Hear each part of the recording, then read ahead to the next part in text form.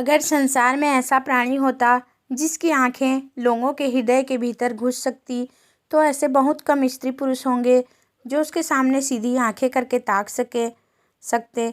महिला आश्रम की जुगनूबाई के विषय में लोगों की धारणा कुछ ऐसी ही हो गई थी। वह बेपढ़ी लिखी गरीब बूढ़ी औरत थी, देखने में बड़ी सरल, बड़ी हंसमुख, लेकिन जैसे किसी चतुर प्रूफ रीडर की निगाह गलतियों ही पर जा पड़ती है, उसी तरह उसकी आंखें भी बुराइयों ही पर पहुंच जाती थी। शहर में ऐसी कोई महिला न थी जिसके विषय में दो चार लुकी छिपी बातें उसे न मालूम हो। उसका ठिगना स्थूल शरीर, सिर के खिचड़ी बाल, गोल मुंह, फूले फूले गाल, छोटी छोटी आंखें, उसके स्वभाव की प्रखरता और तेजी पर पर्दा सा डाले रहती थी। लेकिन जब वह किसी की कुत्सा करने लगती तो उसकी आकृति कठोर हो जाती, आंखें फैल जाती और कंठ स्वर कर्कश हो जाता। उसकी चाल में बिल्लियों का सा संयम था, दबे पांव धीरे धीरे चलती, पर शिकार की आहट पाते ही जस्त मारने को तैयार हो जाती थी। उसका काम था महिला आश्रम में महिलाओं की सेवा टहल करना, पर महिलाएं उसकी सूरत से कांपती थी। उसका आतंक था कि ज्यों ही वह कमरे में कदम रखती, होठों पर खेलती हुई हंसी जैसे रो पड़ती थी, चहकने वाली आवाज़ें जैसे बुझ जाती थी, मानो उनके मुख पर लोगों को अपने पिछले रहस्य अंकित नजर आते हों। पिछले रहस्य कौन है जो अपने अतीत को किसी भयंकर जंतु के समान कटघरों में बंद करके न रखना चाहता हो। धनियों को चोरों के भय से निद्रा नहीं आती, मानियों को उसी भांति मान की रक्षा करनी पड़ती है। वह जंतु जो पहले कीट के समान अल्पाकार रहा होगा, दिनों के साथ दीर्घ और सबल होता जाता है, यहाँ तक कि हम उसकी याद ही से कांप उठते हैं। और अपने ही कारनामों की बात होती तो अधिकांश देवियाँ जुगनू को दुत्कारती, पर यहाँ तो मैके और ससुराल, ननियाल, ददियाल, फूफियाल और मैसियाल चारों ओर की रक्षा करनी थी। और जिस किले में इतने द्वार हों उसकी रक्षा कौन कर सकता है। वहाँ तो हमला करने वाले के सामने मस्तक झुकाने में ही कुशल है। जुगनू के दिल में हजारों मुर्दे गड़े पड़े थे और वह जरूरत पड़ने पर उन्हें उखाड़ दिया करती थी। जहाँ किसी महिला ने दून की ली या शान दिखाई, वहाँ जुगनू की त्योरियां बदली। उसकी एक कड़ी निगाह अच्छे अच्छे को दहला देती थी। मगर यह बात न थी कि स्त्रियां उससे घृणा करती हो, नहीं, सभी बड़े चाव से उससे मिलती और उसका आदर सत्कार करती। अपने पड़ोसियों की निंदा सनातन से मनुष्य के लिए मनोरंजन का विषय रही है और जुगनू के पास इसका काफ़ी सामान था। नगर में इंदुमती महिला पाठशाला नाम का एक लड़कियों का हाई स्कूल था। हाल में मिस खुर्शेद उसकी हेड मिस्ट्रेस होकर आई थी। शहर में महिलाओं का दूसरा क्लब न था। खुर्शेद एक दिन आश्रम में आई। ऐसी ऊंचे दर्जे की शिक्षा पाई हुई आश्रम में कोई देवी न थी। उनकी बड़ी आवभगत हुई। पहले ही दिन मालूम हो गया मिस खुर्शेद के आने से आश्रम में एक नए जीवन का संचार होगा। कुछ इस तरह दिल खोलकर हरेक से मिली, कुछ ऐसी दिलचस्प बातें की कि सभी देवियां मुग्ध हो गईं। गाने में चतुर थी, व्याख्यान भी खूब देती थी और अभिनय कला में तो उन्होंने लंदन में नाम कमा लिया था। ऐसी सर्वगुण संपन्न देवी का आना आश्रम का सौभाग्य था। गुलाबी गोरा रंग, कोमल गाल, मत भरी आंखें, नए फैशन के कटे हुए केस, एक एक अंग सांचे में ढला हुआ, मादकता की इससे अच्छी प्रतिमा न बन सकती थी। चलते समय मिस खुर्शेद ने मिसेस टंडन को, जो आश्रम की प्रधान थी, एकांत में बुलाकर पूछा, वह बुढ़िया कौन है। जुगनू कई बार कमरे में आकर मिस खुर्शेद को अन्वेषण की आंखों से देख चुकी थी, मानो कोई सहसवार किसी नई घोड़ी को देख रहा हो। मिसेस टंडन ने मुस्कुराकर कहा, यहाँ ऊपर का काम करने के लिए नौकर है, कोई काम हो तो बुलाऊं। मिस खुर्शेद ने धन्यवाद देकर कहा, जी नहीं, कोई विशेष काम नहीं है। मुझे चालबाज मालूम होती है, यह भी देख रही हूँ कि वह सेविका नहीं स्वामिनी है। मिसेस टंडन तो जुगनू से जली बैठी ही थी। इनके वैधव्य को लांछित करने के लिए वह उन्हें सदा सुहागिन कहा करती थी। मिस खुर्शेद से उसकी जितनी बुराई हो सकी वह की और उससे सचेत रहने का आदेश दिया। मिस खुर्शेद ने गंभीर होकर कहा, तब तो भयंकर स्त्री है, तभी सब देवियां इससे कांपती हैं। आप इसे निकाल क्यों नहीं देती। ऐसी चुड़ैल को एक दिन न रखना चाहिए। मिसेस टंडन ने अपनी मजबूरी बताई। निकाल कैसे दूँ? जिंदा रहना मुश्किल हो जाए। हमारा भाग्य उसकी मुट्ठी में है।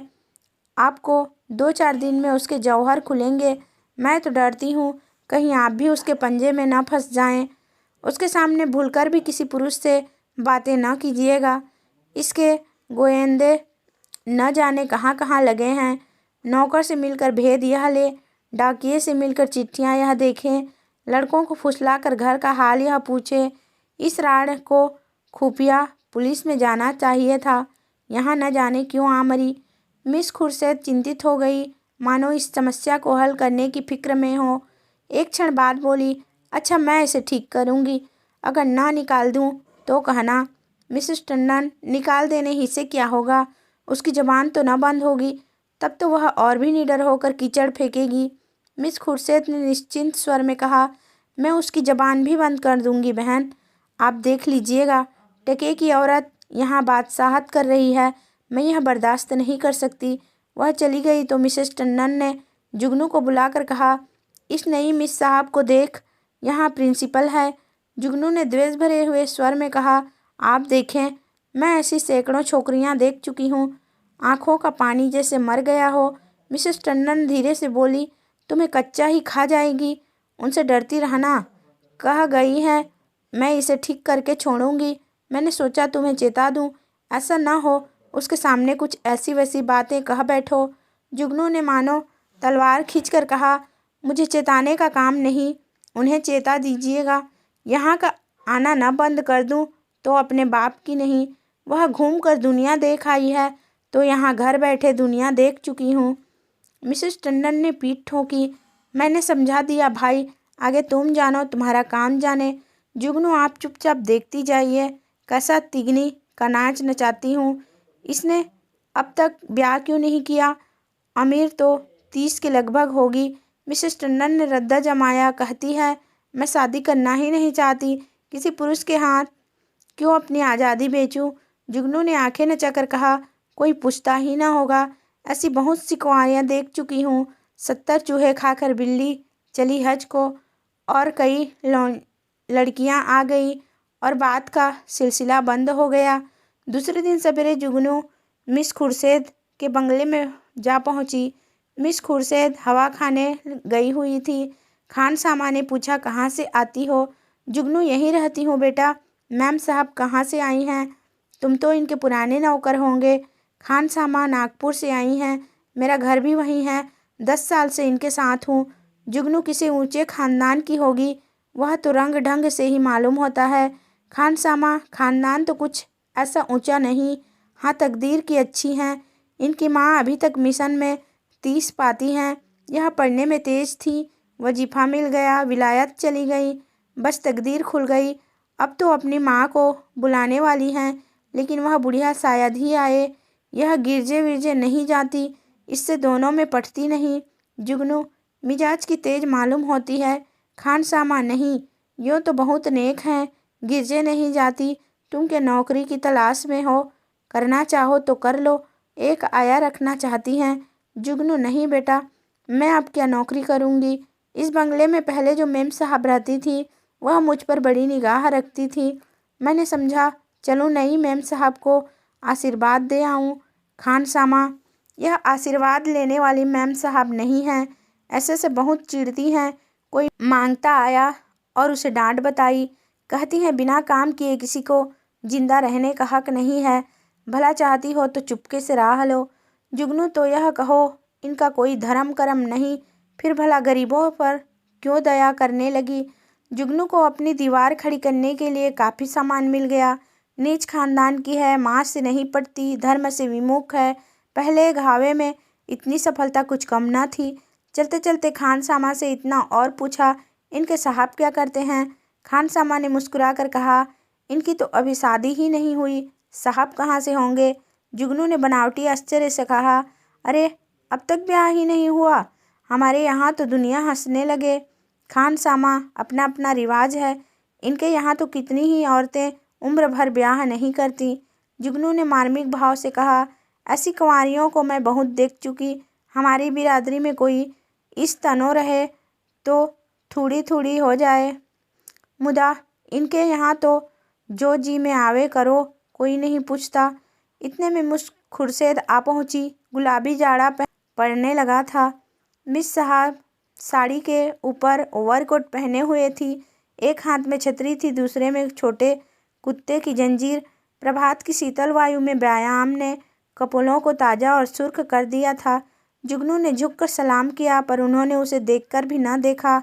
अंदर जाते ही खानसामा को बुलाकर पूछा, यह औरत क्या करने आई है? खानसामा ने जूते का फीता खोलते हुए कहा, भिखारिन है हुजूर, पर औरत समझदार है। मैंने कहा यहाँ नौकरी करेगी तो राजी नहीं हुई। पूछने लगी, इनके साहब क्या करते हैं? जब मैंने बता दिया, इसे बड़ा ताज्जुब हुआ, और होना ही चाहे। हिंदुओं में तो दूध मुँह बालकों तक का विवाह हो जाता है। ने जांच की और क्या कहती थी? और तो कोई बात नहीं हुजूर। अच्छा, उसे मेरे पास भेज दो। जुगनू ने ज्यों ही कमरे में कदम रखा, मिस खुर्शीद ने कुर्सी से उठकर स्वागत किया। आइए माँ जी, मैं जरा सैर करने चली गई थी। आपके आश्रम में तो सब कुशल है? जुगनू एक कुर्सी का तकिया पकड़कर खड़ी खड़ी बोली, कुशल है मिस साहब। मैंने कहा आपको आशीर्वाद दे आऊँ। मैं आपकी चेरी हूँ। जब कोई काम पड़े मुझे याद कीजिएगा। यहाँ अकेले तो हुजूर को अच्छा न लगता होगा। मिस खुर्शीद, मुझे अपने स्कूल की लड़कियों के साथ बड़ा आनंद मिलता है। वह सब मेरी ही लड़कियाँ हैं। जुगनू ने मातृभाव से सिर हिलाकर कहा, यह ठीक है मिस साहब, पर अपना अपना ही है।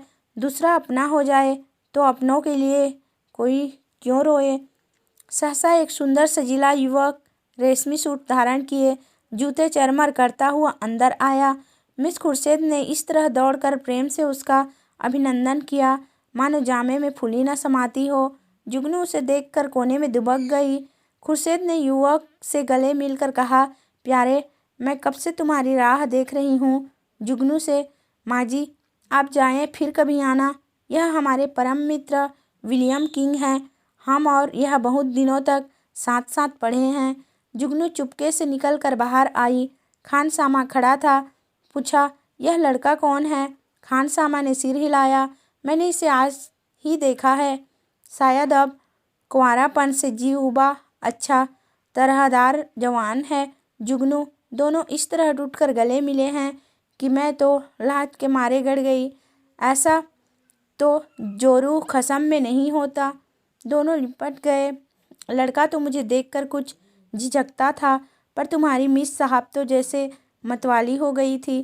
खानसामा ने मानो अमंगल के आभास से कहा, मुझे तो कुछ बेढब मामला नज़र आता है। जुगनू तो यहाँ से सीधे मिसेस टंडन के घर पहुँची। इधर मिस खुर्शीद और युवक में बातें होने लगी। मिस खुर्शीद ने कहा मारकर कहा, तुमने अपना पार्ट खूब खेला लीला। बुढ़िया सचमुच चौंधिया गई। लीला, मैं तो डर रही थी कि कहीं बुढ़िया भाप न जाए। मिस खुर्शीद, मुझे विश्वास था वह आज जरूर आएगी। मैंने दूर ही से उसे बरामदे में देखा और तुम्हें सूचना दी। आज आश्रम में बड़े मज़े रहेंगे। जी चाहता है महिलाओं की कनफुसकियाँ सुनती। देख लेना, सभी उसकी बातों पर विश्वास करेंगी। लीला, तुम भी तो जानबूझकर दलदल में पाँव रख रही हो। मिस खुर्शीद, मुझे अभिनय में मज़ा आता है, दिल लगी रहेगी। बुढ़िया ने बड़ा जुल्म कर रखा है, ज़रा उसे सबक दिखाना देना चाहती हूँ। कल तुम इसी वक्त इसी ठाठ से फिर आ जाना। बुढ़िया कल फिर आएगी, उसके पेट में पानी ना हजम होगा। नहीं, ऐसा क्यों? जिस वक्त वह आएगी मैं तुम्हें खबर दूंगी। बस तुम छैला बनी हुई पहुँच जाना। आश्रम में उस दिन जुगनू को दम मारने की फुर्सत न मिली। उसने सारा वृत्तांत मिसेस टंडन से कहा। मिसेस टंडन दौड़ी हुई आश्रम पहुंची और अन्य महिलाओं को खबर सुनाई। जुगनू उसकी तस्दीक करने के लिए बुलाई गई। जो महिला आती वह जुगनू के मुंह से यह कथा सुनती। हर एक रिहर्सल में कुछ कुछ रंग और चढ़ जाता, यहाँ तक कि दोपहर होते होते सारे शहर के सभ्य समाज में वह खबर गूंज उठी। एक देवी ने पूछा, वह युवक है कौन? मिसेस टंडन, सुना तो उनके साथ का पढ़ा हुआ है। दोनों में पहले से कुछ बातचीत रही होगी। वही तो मैं कहती थी कि इतनी उम्र हो गई, यह कुंवारी कैसे बैठी है। अब कलई खुली। जुगनू, और कुछ हो ना हो या ना हो, जवान तो बाका है। टंडन, यह हमारी विद्वान बहनों का हाल है। जुगनू, मैं तो उसकी सूरत देखते ही ताड़ गई थी। धूप में बाल नहीं सफ़ेद किए हैं। टंडन, कल फिर जाना। जुगनू, कल नहीं, मैं आज रात ही को जाऊंगी। लेकिन रात को जाने के लिए कोई बहाना ज़रूरी था। मिसेस टंडन ने आश्रम के लिए एक किताब मंगवा भेजी। रात को 9 बजे जुगनू मिस खुर्शीद के बंगले पर जा पहुंची। संयोग से लीलावती उस वक्त मौजूद थी। बोली, बुढ़िया तो बेतरह पीछे पड़ गई।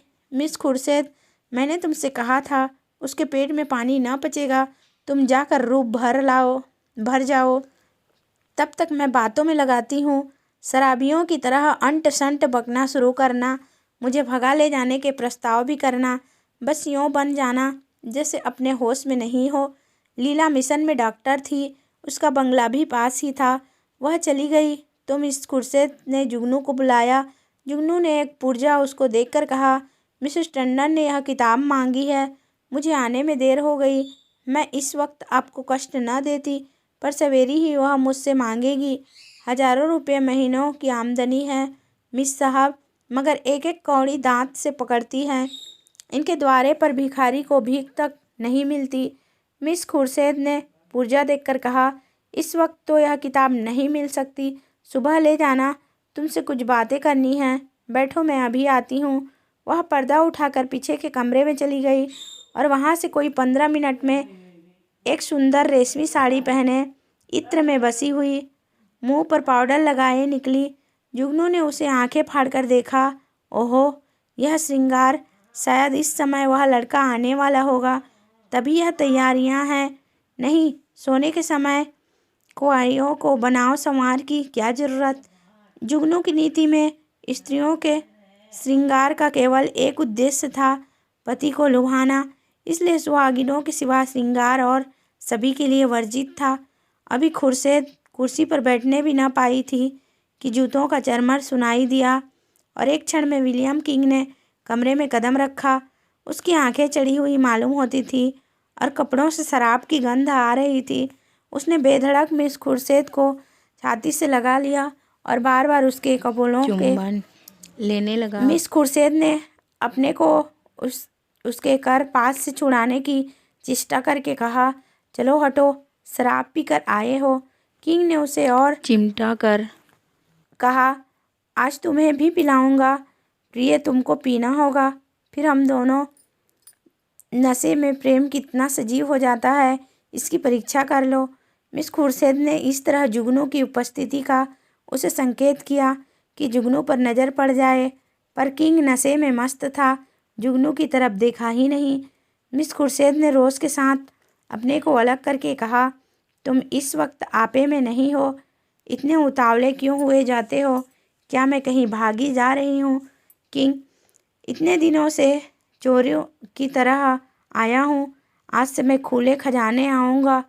खुर्शीद, तुम तो पागल हो रहे हो, देखते नहीं हो कमरे में कौन बैठा हुआ है? किंग ने हकबका कर जुगनू की तरफ देखा और झिझक कर बोला, यह बुढ़िया यहाँ कब आई? तू यहाँ क्यों आई बुड्ढी? शैतान की बच्ची, यहाँ भेद लेने आती है, हमको बदनाम करना चाहती है। मैं तेरा गला घोंट दूंगा। ठहर, भागती कहाँ है? मैं तुझे जिंदा ना छोड़ूंगा। जुगनू बिल्ली की तरह कमरे से निकली और सिर पर पाँव रखकर भागी। उधर कमरे से कहे उठ कर छत को हिलाने लगे। जुगनू उसी वक्त मिसेस टंडन के घर पहुंची। उसके पेट में बुलबुले उठ रहे थे, पर मिसेस टंडन सो गई थी। वहां से निराश होकर उसने कई दूसरे घरों की कुंडी खटखटाई, पर कोई द्वार न खुला और दुखिया की को सारी रात इसी तरह काटनी पड़ी, मानो कोई रोता हुआ बच्चा गोद में हो। प्रातःकाल वह आश्रम में जा कूदी। कोई आधा घंटे में मिसेस टंडन भी आई। उन्हें देखकर उसने मुंह फेर लिया। मिसेस टंडन ने पूछा, रात क्या तुम मेरे घर आई थी? इस वक्त मुझसे? महाराज ने कहा। जुगनू ने विरक्त भाव से कहा, प्यासा ही तो कुएं के पास जाता है, कुआं थोड़े ही प्यासे के पास आता है। मुझे आग में झोंक कर आप दूर हट गई। भगवान ने मेरी रक्षा की, नहीं तो कल जान ही गई थी। मिसेस टंडन ने उत्सुकता से कहा, क्या हुआ? क्या कुछ कहो तो। तुमने जगा क्यों न दिया? तुम तो जानती हो मेरी आदत सवेरे सो जाने की है। महाराज ने घर में घुसने ही न दिया, जगह कैसे लेती। आपको इतना तो सोचना चाहिए था कि वह वहाँ गई है तो आती होगी, घड़ी भर बाद ही सोती तो क्या बिगड़ जाता। पर आपको किसी की क्या परवाह। तो क्या हुआ? मिस खुर्शीद मारने दौड़ी। वह नहीं मारने दौड़ी, उनका वह कसम है, वह मारने दौड़ा। लाल आंखें निकाले आया और मुझसे कहा, निकल जा। जब तक मैं निकलूं तब तक हंटर खींचकर दौड़ ही तो पड़ा। मैं सिर पर पाँव रखकर न भागती तो चमड़ा उधोड़ डालता और वह रान बैठी तमाशा देखती रही। दोनों में पहले से सदी बदी थी। ऐसी उल्टावों का मुंह देखना पाप है। बेस्वा भी इतनी निर्लज न होगी। जरा देर में और देवियां आ पहुंची। यह वृत्तांत सुनने के लिए सभी उत्सुक हो रही थी। जुगनू की कैंची अविश्रांत रूप से चलती रही। महिलाओं को इस वृत्तांत में इतना आनंद आ रहा था कि कुछ न पूछो। एक एक बात को खोद खोद कर पूछती थी। घर के काम धंधे भूल गए, खाने पीने की सुधि भी न रही और एक बार सुनकर उनकी तृप्ति न होती थी। बार बार वही कथा नए आनंद से सुनती थी। मिसेस टंडन ने अंत में कहा, हमें आश्रम में ऐसी महिलाओं को लाना अनुचित है। आप लोग इस प्रश्न पर विचार करें। मिसेस पांड्या ने समर्थन किया, हम आश्रम को आदर्श से गिराना नहीं चाहते। मैं तो कहती हूँ ऐसी औरत किसी संस्था की प्रिंसिपल बनने के योग्य नहीं। मिसेस बागड़ा ने फरमाया, जुगनूबाई ने ठीक कहा था, ऐसी औरत का मुंह देखना भी पाप है। उसे साफ कह देना चाहिए, आप यहाँ तशरीफ़ ना लावें। अभी यह खिचड़ी पक रही थी कि आश्रम के सामने एक मोटर आकर रुकी। महिलाओं ने सिर उठा उठा कर देखा। गाड़ी में मिस खुर्शीद और विलियम किंग बैठे हुए थे। जुगनू ने मुंह फैलाकर हाथ से इशारा किया, वही लड़का है। महिलाओं का संपूर्ण समूह चीख के सामने आने के लिए विकल हो गया। मिस खुर्शीद ने मोटर से उतरकर हुड बंद कर दिया और आश्रम के द्वार की ओर चली। महिलाएं भाग भाग कर अपनी अपनी जगह आ बैठी। मिस खुर्शीद ने कमरे में कदम रखा। किसी ने स्वागत न किया। मिस खुर्शीद ने जुगनू की और निसंकोच आंखों से देखकर मुस्कुराते हुए कहा, कहिए बाई जी, रात आपको चोट तो नहीं आई? जुगनू ने बहुतेरी दिलेर स्त्रियां देखी थी, पर इस ढिठाई ने उसे चकित कर दिया। चोर हाथ में चोरी का माल लिए शाह को ललकार रहा था। जुगनू ने ऐंठकर कहा, जी न भरा हो तो अब पिटवा दो, सामने ही तो है। खुर्शीद, वह इस वक्त तुमसे अपना अपराध क्षमा कराने आए हैं। रात वह नशे में थे। जुगनू ने मिसेस टंडन की ओर देखकर कहा, और आप भी तो कुछ कम नशे में नहीं थी। खुर्शीद ने व्यंग समझकर कहा, मैंने आज तक कभी नहीं पी। मुझ पर झूठा इल्ज़ाम मत लगाओ। जुगनू ने लाठी मारी। शराब से भी बड़ी नशे की चीज़ है कोई, वह उसी का नशा होगा। उन महाशय को पर्दे में क्यों ढक दिया? देवियाँ भी तो उनकी सूरत देखती। मिस खुर्शीद ने शरारत की, सूरत तो उनकी 1-2 लाख में एक है। मिसेस टंडन ने आशंकित होकर कहा, नहीं, उन्हें यहाँ लाने की ज़रूरत नहीं। आश्रम को हम बदनाम नहीं करना चाहते। मिस खुर्शीद ने आग्रह किया, मामला को साफ करने के लिए उनका आप लोगों के सामने आना जरूरी है। एक तरफा फैसला आप क्यों करती हैं? मिसेस टंडन ने टालने के लिए कहा, यहाँ कोई मुकदमा थोड़े ही पेश है। मिस खुर्शीद, वाह, मेरी इज्जत में बट्टा लगा जा रहा है और आप कहती हैं कोई मुकदमा नहीं है। मिस्टर किंग आएंगे और आपको उनका बयान सुनना होगा। मिसेस टंडन को छोड़कर और सभी महिलाएं किंग को देखने के लिए उत्सुक थी। किसी ने विरोध न किया। खुर्शीद ने द्वार पर आकर ऊंची आवाज़ से कहा, तुम जरा यहाँ चले आओ। हुड खुला और मिस लीलावती रेशमी साड़ी पहने मुस्कुराती हुई निकल आई। आश्रम में सन्नाटा छा गया। देवियाँ विस्मित आंखों से लीलावती को देखने लगी। जुगनू ने आंखें चमकाकर कहा, उन्हें कहाँ छिपा दिया आपने? खुर्शीद छूमंतर से उड़ गए, जाकर गाड़ी देख लो। जुगनू लपक कर गाड़ी के पास गई और खूब देखभाल कर मुँह लटकाए हुए लौटी। मिस खुर्शीद ने पूछा, क्या हुआ, मिला कोई? जुगनू, मैं यह तिरिया चरित्र क्या जानूं? लीलावती को गौर से देखकर और मर्दों को साड़ी पहनाकर आंखों में धूल झोंक रही हो, यही तो है वह रात वाले साहब। खुर्शीद, खूब पहचानती हो? जुगनू, हाँ हाँ, क्या अंधी हूँ? मिसेस टंडन, क्या पागलों की सी बातें करती हो? जुगनू, यह तो डॉक्टर लीलावती हैं। जुगनू उंगली चमकाकर, चलिए चलिए, लीलावती हैं। साड़ी पहनकर औरत बनते लाज भी नहीं आती। तुम रात को इनके घर नहीं थे? लीलावती ने विनोद भाव से कहा। मैं कब इनकार कर रही हूँ? इस वक्त लीलावती हूँ, रात को विलियम किंग बन जाती हूँ। इसमें एक बात ही क्या है?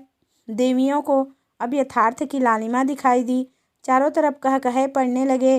कोई तालियां बजाती थी, कोई डॉक्टर लीलावती की गर्दन से लिपट जाती थी, कोई मिस खुर्शीद की पीठ पर थपकियां देती थी। कई मिनट तक हू हक मचता रहा। जुगनू का मुंह उस लालिमा में बिल्कुल जरा सा निकल आया, जबान बंद हो गई। ऐसा चरका उसने कभी न खाया था, इतनी जलील कभी न हुई थी। मिसेस मेहरा ने डांट बताई। अब बोलो दाई, लगी मुंह में कालिक की नहीं। मिसेस बागड़ा इसी तरह सबको बदनाम करती है। लीलावती, आप लोग भी तो जो यह कहती है उस पर विश्वास कर लेती हैं। इस हरबोंग में जुगनू को किसी ने जाते न देखा। अपने सिर पर यह तूफान उठते देखकर उसे चुपके से सरक जाने में ही अपनी कुशल मालूम हुई। पीछे के द्वार से निकली, गलियों गलियों भागी। मिस खुर्शीद ने कहा, जरा उससे पूछो मेरे पीछे क्यों पड़ गई थी। मिसेस टंडन ने पुकारा, पर जुगनू कहाँ? तलाश होने लगी, जुगनू गायब। उस दिन से शहर में फिर किसी ने जुगनू की सूरत नहीं देखी। आश्रम के इतिहास में यह मामला आज भी उल्लेख और मनोरंजन का विषय बना हुआ है।